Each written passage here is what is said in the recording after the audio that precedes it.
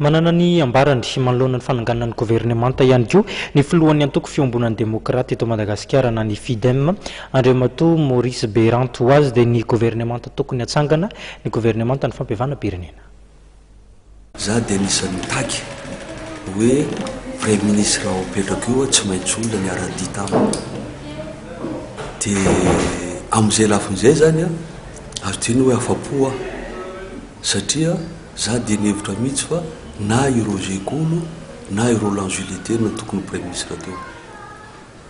miarahaba mivoaka malagasy zany fa elany any zay nahazo premier ministre zao engane ka hitondra tokoa ny zavatra rehetra zay andrasan'ny vahoaka ty premier ministre ty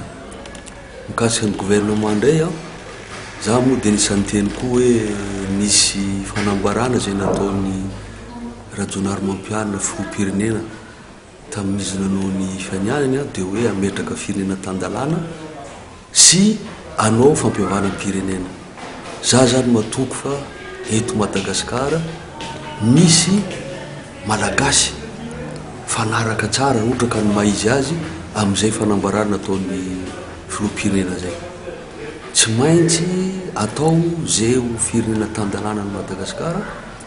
ary tsy maintsy atao fampiavana-pirenena. Averiko fa zay ene Jolay Rosoarivo dia fantaky an'izany fampiavana-pirenena zany manana misy malagasy zany manana traikefa mikasika an'io satria fa nandalina an'io ary tsy azo ialana zany matoky fa olona raiki-po amin'izany tokoa no apetraka anatin'io gouvernement vaovao io mba handamina amin'izay ty firenena malagasy ty mba ahitany voaka malagasy fafinaretana eto amin'ny taniny.